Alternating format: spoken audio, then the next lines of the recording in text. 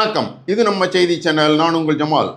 இந்த 2026ஆம் ஆண்டு சட்டமன்ற தேர்தல் தமிழக அரசியலில் யாருக்கு மாற்றம் கொடுக்கிறதோ இல்லையோ, நிச்சயம் தேமுதிகவிற்கு பெரிய மாற்றத்தை கொடுக்கும் என்பது அக்கட்சியின் பொதுச் செயலாளர் பிரேமலதாவின் சூப்பர் பாலிடிக்ஸ் கணக்கு மூலம் தெரிய வருகிறது.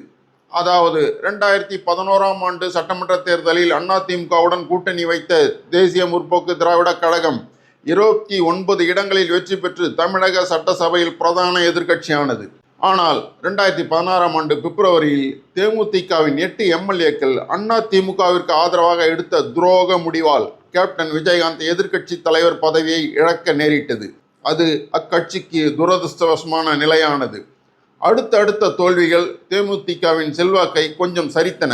அதைத் தொடர்ந்து ஏற்பட்ட கேப்டனின் உடல்நலம் பாதிப்பு மற்றும் அவரது மறைவால் தேமுதிக முழுமையாக பலவீனமானதை போன்ற நிலை உருவானது.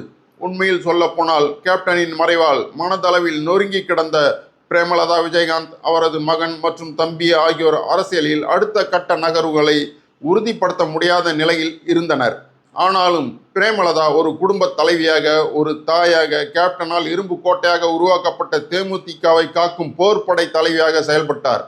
இந்த நிலையில் 2024இல் நடந்த லோக்சபா தேர்தலில் தேமுதிகவின் மாநில இளைஞரணி செயலாளர் விஜய பிரபாகரன் விருதுநகர் லோக்சபா தொகுதியில் போட்டியிட்டார். ஆனால் அங்கு மக்களுக்கு நன்கு அறிமுகமான காங்கிரஸ் கட்சியின் வேட்பாளர் மாணிக்கம் தாக்கூர் 3,85,256 ஓட்டுகள் பெற்று வெற்றி அடைந்தார்.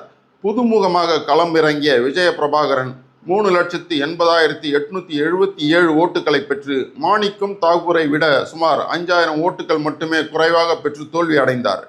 அதன் மூலம் கேப்டனின் தேமுதிகவிற்கு மக்களிடம் ஆதரவு இருப்பது உறுதியானது. அதன் பிறகும் அவர்கள் கூட்டணி வைத்திருந்த அதிமுக சரியான நிலைப்பாடு இன்றி தேமுதிக கேட்ட ஒரே ஒரு ராஜ்யசபா எம்பி சீட்டையும் வழங்காமல் பிரேமலதாவை காத்திருக்க வைத்து அக்கட்சிக்கு செல்வாக்கு இல்லை என்பது போன்ற தோற்றத்தை ஏற்படுத்தியது. அதனால் தேமுதிகவின் அரசியல் எதிர்காலம் மேலும் கேள்விக்குறியானது. இந்த நிலையில்தான் தேமுதிகவின் எதிர்காலத்தை நிர்ணயிக்க போகும் இந்த 2026 சட்டமன்ற தேர்தலுக்கான கூட்டணி வியூகத்தில் பிரேமலதா துல்லியமாகவும் பொறுமையாகவும் அரசியல் நகர்வுகளை மேற்கொண்டார். அதன் எதிரொலியாக முதல் கட்டமாக திமுகவுடன் கூட்டணி அமைத்தார். அதனால் அவர் பல்வேறு விமர்சனங்களை எதிர்கொண்டார்.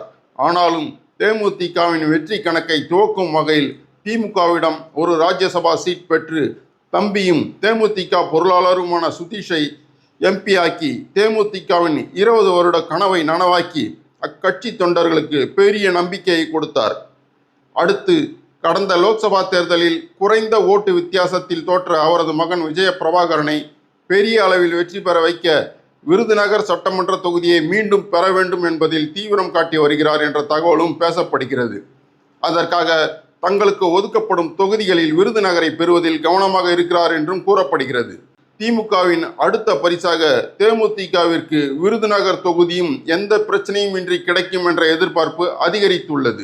இதையடுத்து திமுகவுடன் தொகுதி பங்கீடு பேச்சுவார்த்தையில் தங்களுக்கு கிடைக்கும் தொகுதிகளில் முழுமையான வெற்றிகளை பெற்று தனது அரசியல் கணக்கு துல்லியமானதுதான் என்பதை நிரூபித்து தேமுதிகவின் மறுவாழ்வுக்கு புதிய பாதை அமைக்கும் என்ற இலக்குடன் செயல்படும் பொதுச் செயலாளர் பிரேமலதாவின் தலைமை அக்கட்சியினரை உற்சாகப்படுத்தி இருக்கிறது.